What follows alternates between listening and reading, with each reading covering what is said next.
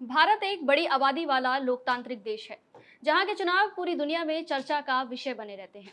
भला ऐसा हो भी क्यों ना, करोड़ों की आबादी वाले इस देश के चुनाव सफलतापूर्वक जो कराए जाते रहे हैं। अफसोस की बात यह है कि अब चुनाव आयोग की यह छवि धूमिल होती नजर आ रही है। पिछले लगभग 5-6 सालों से चुनाव आयोग पर जिस तरह के आरोप लगाए गए हैं, वे न केवल गंभीर हैं बल्कि एक सवाल भी खड़ा करते हैं कि क्या इस देश का लोकतंत्र अपने सिद्धांतों में विफल रहा। इन सभी पर हम विस्तार से बात करने वाले हैं और साथ ही ये भी जानेंगे कि आखिर क्यों चुनाव आयोग विपक्ष के रडार पर है। सबसे पहले बात करेंगे चुनाव आयोग के दर्जे को लेकर। चुनाव आयोग का दर्जा बेहद खास है, क्योंकि यह कोई वैधानिक निकाय नहीं बल्कि एक संवैधानिक निकाय है जिसके पास अपनी स्वायत्ता है, जिसे हम ऑटोनोमस बॉडी कहते हैं। उसका यह अधिकार भारतीय संविधान के भाग 15 में अनुच्छेद 324 से 329 ए तक दिया गया है। संविधान बनाने वालों ने यह फैसला बड़ा सोच समझ कर लिया था, ताकि चुनाव में किसी भी तरीके का घोटाला, फेरबदली या गुटबाजी ना की जा सके। और हम जानते हैं कि इन दिनों विपक्ष के नेता राहुल गांधी ऐसा कोई भी मौका नहीं छोड़ रहे जहां वे केंद्र और चुनाव आयोग को निशाने पर न ले। इसके लिए उन्होंने प्रेस वार्ता की और वोट चोरी को लेकर कई बड़े गंभीर आरोप भी लगाए हैं। ये आरोप इसलिए लगाए गए क्योंकि चुनाव आयोग की कुछ खामियां रही हैं, जिन्हें समय रहते भर दिया जाता तो आज चुनाव आयोग पर इस तरह के सवाल नहीं दागे जाते। आज हम चुनाव आयोग से जुड़ी उन्हीं कमियों पर बात करने वाले हैं। सबसे पहली कमी है कि चुनाव आयोग की आजादी केवल कागजी है। इसे आसान भाषा में समझें तो चुनाव आयोग महज कागजों पर स्वतंत्र दिखता है, क्योंकि चुनावी प्रक्रिया को संपन्न बनाने के लिए प्रशासन, वित्त और स्टाफ के मामले में केंद्र सरकार पर निर्भर है। प्रशासनिक तौर पर चुनाव आयोग की अपनी निजी कोई व्यवस्था नहीं है। वह चुनाव कराने के लिए जिला अधिकारी, विभागीय अधिकारी, शिक्षकों और अन्य सरकारी कर्मचारियों को केंद्र और राज्य सरकारों से उधार लेता है। वित्तीय मामलों की बात करें तो आयोग का बजट केंद्र सरकार के सामान्य बजट के अंदर पेश किया जाता है, यानी वित्तीय मामलों में भी इसे स्वतंत्रता नहीं है। इसके अलावा वह लोकसभा चुनाव हो या विधानसभा चुनाव, उसका सारा का सारा खर्च केंद्र और राज्य सरकार देती है, जैसे ईवीएम, वीवीपैट खरीद, बूथ प्रबंधन, सुरक्षा व्यवस्था, कर्मचारियों का मानदेय और मतदाता सूची से जुड़े सारे खर्च। चुनाव आयोग का काम केवल योजना, संचालन और निगरानी करना है। स्टाफ के मामले में यह प्रशासनिक इकाई के अलावा भी केंद्र पर निर्भर है। इनमें शामिल है लॉजिस्टिक स्टाफ, तकनीकी स्टाफ और पुलिस बल से जुड़ा स्टाफ। इस तरह कागजों में भले ही इसे स्वतंत्र बताया गया हो, लेकिन व्यवहारिक तौर पर यह आत्मनिर्भर नहीं है। वहीं चुनाव आयोग की दूसरी सबसे बड़ी खामी है नियुक्ति, क्योंकि इस पर सरकार का नियंत्रण है।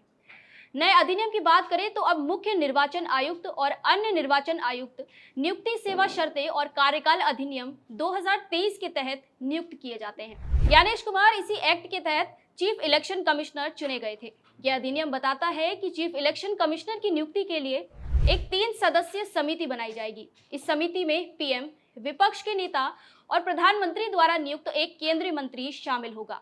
इस समिति की सिफारिश पर ही चुनाव आयुक्त और मुख्य चुनाव आयुक्त की नियुक्ति की जाती है। इस अधिनियम में यह भी व्यवस्था है कि 3 सदस्यों की सिलेक्शन कमेटी चाहे तो शॉर्टलिस्ट उम्मीदवार को चुने या उससे अलग भी किसी दूसरे नाम की सिफारिश कर सकती है। इस तरह यह नियुक्ति प्रक्रिया भी सरकार के हाथ में है।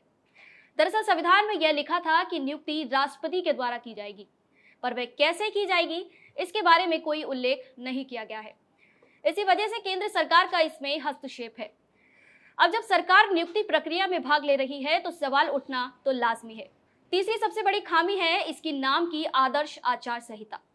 चुनाव आयोग की आचार संहिता नाम मात्र की लगती है। ऐसा इसलिए क्योंकि इसके उल्लंघन में कड़ी कार्रवाई नहीं की जाती, बल्कि थोड़े समय का बैन लगता है। वहीं इसका उल्लंघन करने वाला राष्ट्र पार्टी का नेता या कोई नामी चेहरा हो तो उस मामले में प्रक्रिया धीमी नजर आती है, जबकि इसके उलट यदि कोई स्थानीय पार्टी का नेता हो तो उस पर एक्शन लेने में देर नहीं लगती। इसे हम आपको एग्जाम्पल से समझाएंगे।